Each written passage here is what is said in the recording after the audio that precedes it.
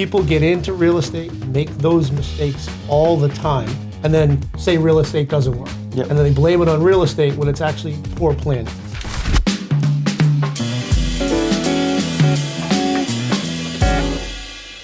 Hey Peter, how's it going? Good. How's it going this morning, Brian? So what are we doing here today? What's 10 doors in 10 years? So 10 doors in 10 years is a system I put together that anybody can go out and get 10 doors of multifamily residential real estate. Okay. In 10 years. They can take 10 hours a month of their time and follow our 10-step process and not have it impact their income, not have it take time away from what it is they do, and create a nice residual income for them that they can either grow or they can have for the rest of their life after they put it together. So that's the high level, but I think what's more important is, who is Peter Fondini? So my background, I'm classically trained as an accountant. Spent 4 years in college, got my degree in accountancy from Merrimack College. Spent 30 years working for CPA firms, private companies in the technology field, publicly traded companies in the technology field. So I've looked at a lot of businesses, seen what they do financially, how much effort people put into them, how much money they can make, how much money they can't make. So that's my background. Okay. So what makes you specifically qualified to teach this process? So I've owned real estate since 1997. I was looking for something for my wife and I and my family, something we could build residually and add to our income, but not something that was just like a second job or something that would take more of my time. Something that I could build that would continue to produce income. It's something, once you build it, it lasts forever. You can buy a piece of property, own it, 10, 15 years later, you pay it off, and it just continues to produce income. So currently, we've built a business of over 500 units in 5 states. So going back, you would have still chosen multifamily versus, I don't know, industrial building, office building? Yes, I would. Not that you can't make money in all those other businesses, flipping, office, all the ones you talked about. Multifamily residential is the most stable of all of them. People always need a place to live. As we've seen with the pandemic and other things that have happened, office space can get decimated, retail space can get crushed, manufacturing space, people can move, and all of a sudden you have an 80,000 square foot facility that's empty, and it's got a very specific need for someone. I have a 2-bedroom apartment. There's probably a lot of people in that area that need an accommodation like that. Yeah, so people always need a place to live, right? Populations can shift from city to city, from town to town, but they generally shift very slowly over time, and that's not the case with a lot of other asset classes. That's why I circled back on multifamily real estate. It's the most stable class next to single families. Okay. So everyone's hearing this and they're probably thinking, okay, well, that's easy for Peter to do that. How do I get into multifamily real estate? I have a regular job. I make the median income. How does someone get involved in this versus some other asset type? So that's what we put together here. We've got this 10-step process that we're going to take you through one step at a time to show you how you can do this. We'll be here to answer your questions along the way. Most people are not going to get involved and own hundreds and hundreds and hundreds of units. That's a very different effort level. It takes a long time. But 10 units in 10 years, it's something anybody can do. There's no reason anybody can't do this. What we're going to do here is I'm going to give people all the information and the knowledge and the action steps on how to do it, but they're going to have to take action. If they don't take action, this can be just like any other podcast someone listens to where someone says, well, that sounds fantastic, but if they don't do anything, nothing's going to happen. Okay, and I'm sure people are thinking right now, okay, what's the catch? Everything sounds great. Peter's been successful. What if I put my money into this and I lose it?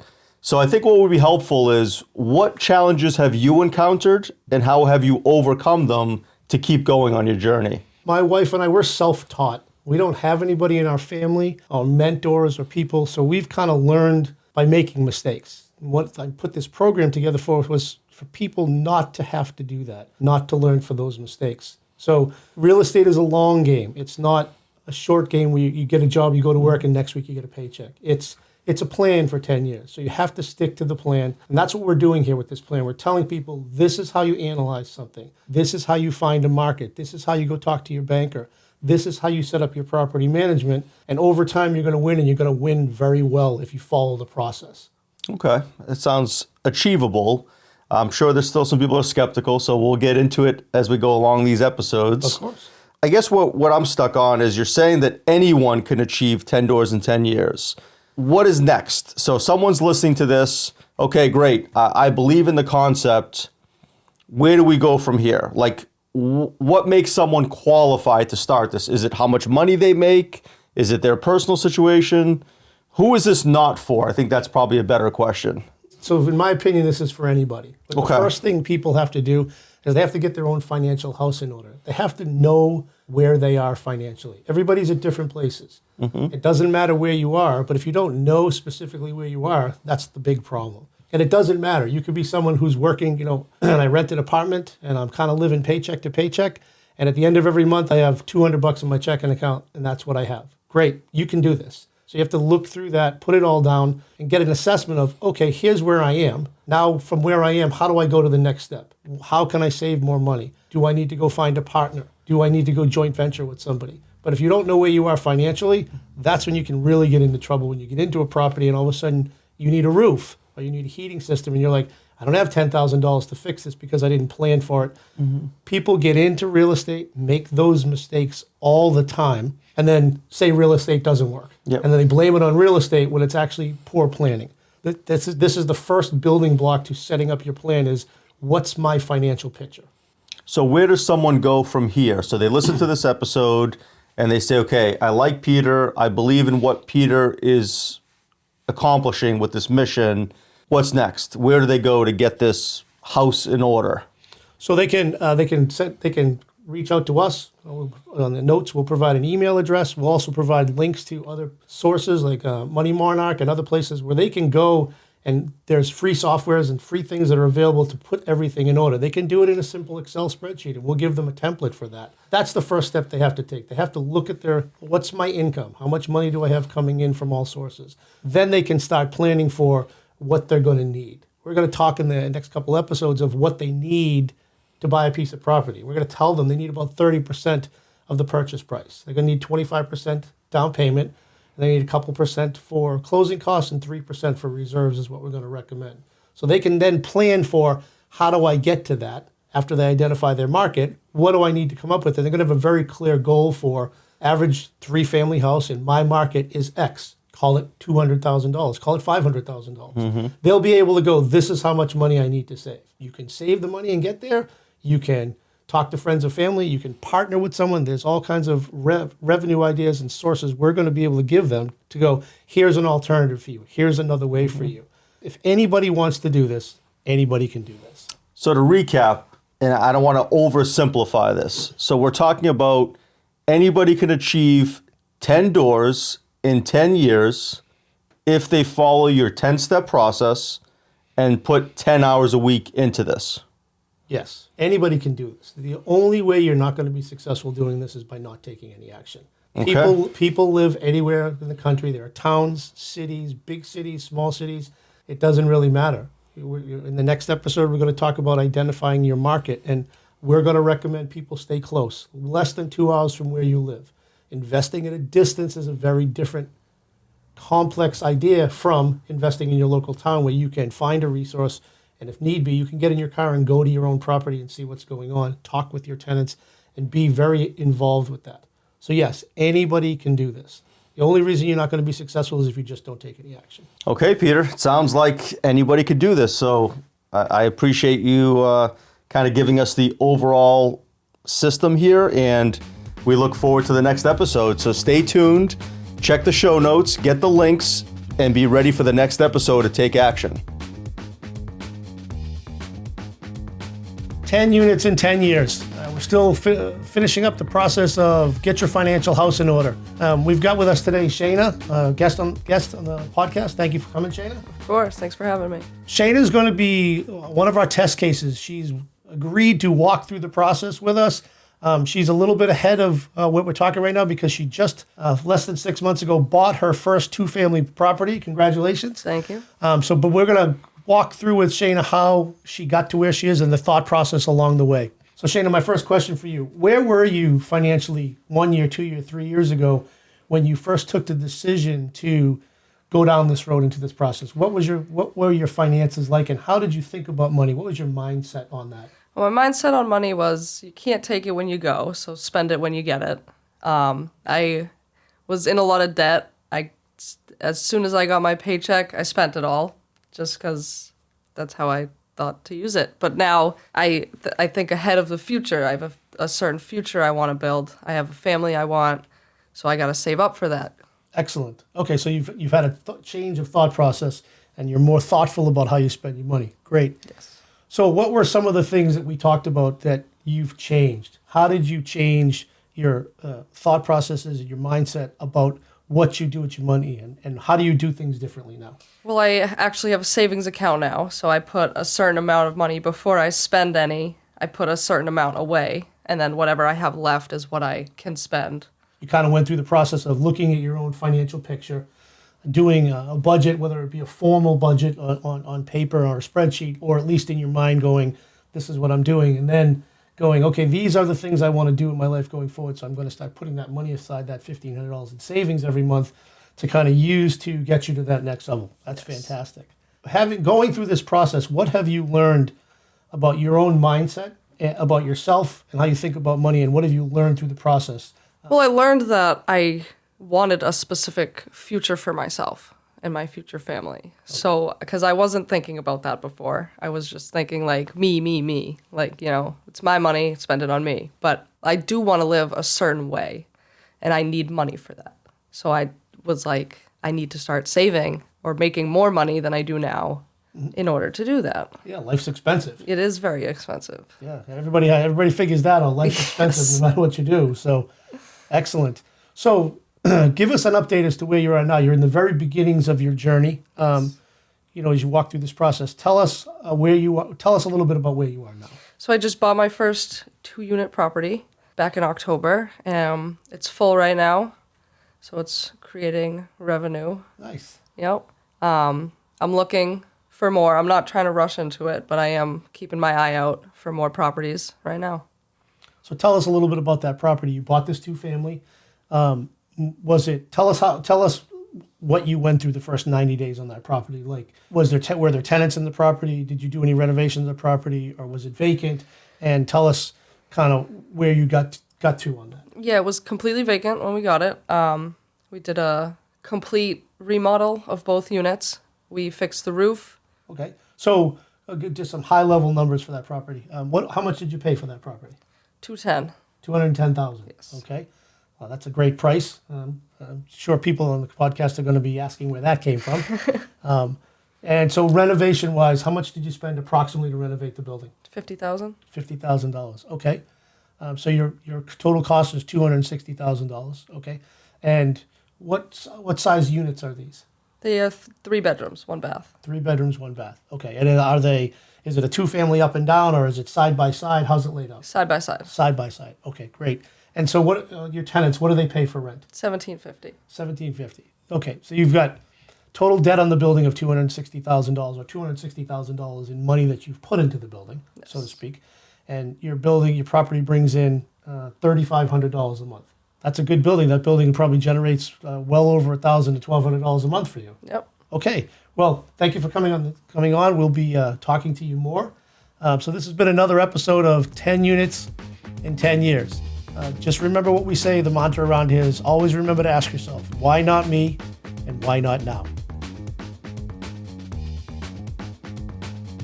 I have a guest with me today, Dan Murphy. We're going to talk about getting your financial house in order. Dan, welcome. Appreciate it, Peter. Thank you so much. Dan, tell us a little bit about your background. Tell us who you are.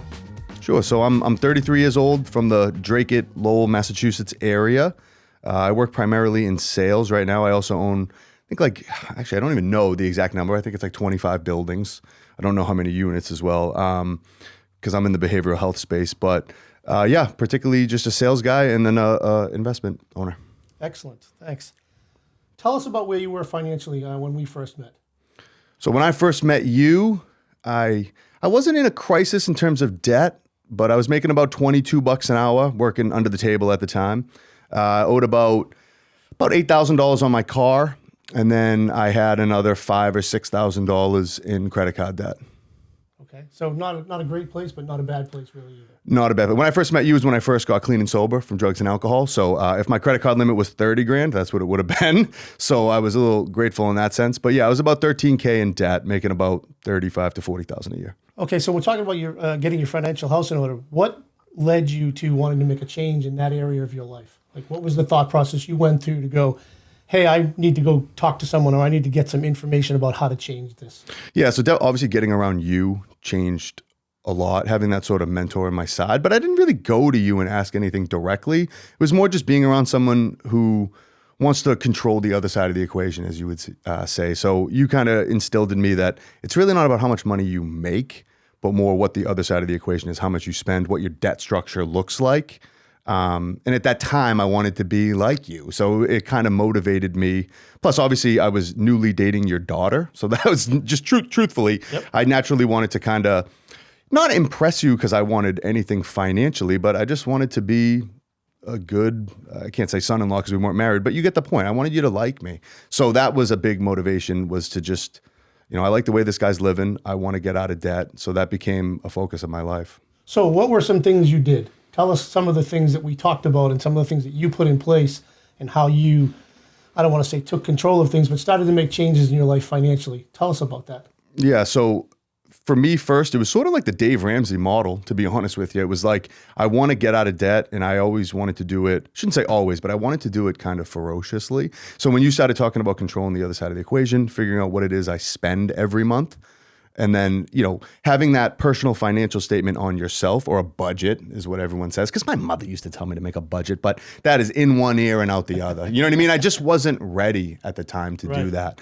So being able to kind of put a budget in place, figure out what I'm spending so I could realistically look at the dollars that are coming in and make a plan to get out of debt, as opposed to it being this sort of esoteric agenda. It's almost like when someone says, like, you got to be successful. It's like, what does that mean? Or I want to get out of debt. Well, what does that even mean? So breaking it down to, what are you spending?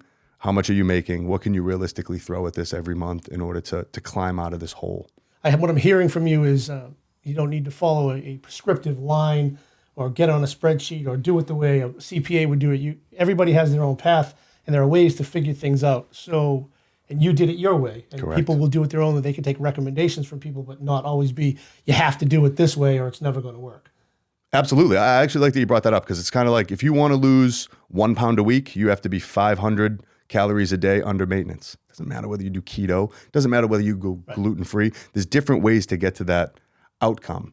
And, I kind of came up with my own method, which was, it was a bit extreme, because that's just kind of the guy I am. You know what I mean? It's like, if they say walk 10,000 steps a day and you can lose weight, I'll just do 20. Because I know if I only do 12, because, kids are crying or I get injured or whatever, I know that I'm still going to be okay. So I took that same approach to debt. And, I just really lived extremely below my means and, paid off a decent amount of debt relative to my income in a pretty impressive amount of time. Excellent.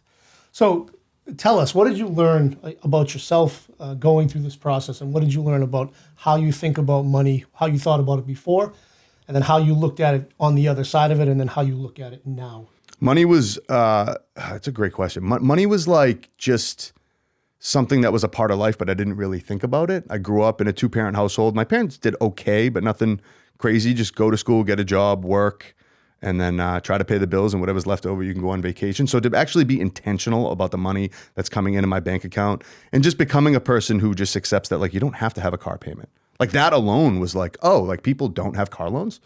It's like, that's like rich people. It's like, not really, man. It's someone who just has a little bit of, I don't want to say a little bit, but someone who's intentional about their money. They can live without car payments. They can live without credit card debt. So just even opening the door to, like, well, what would that look like, was huge for me. And then on the like, if you look at it from a higher level view, it just changed my goals. Like, I always wanted to be really rich. And even throughout this journey, I've sort of fallen for that, where you get a little egotistical and you want material things. But learning to live below my means made me a more grounded spiritual person. And it also made me much less fearful of the world, because money is scary. You need it to live. You know what I mean? So it was like, I'm not as afraid of money to begin with, because I feel like I need less. So it's like, the more successful I become, the less I feel like I need, and it brings a peace to me.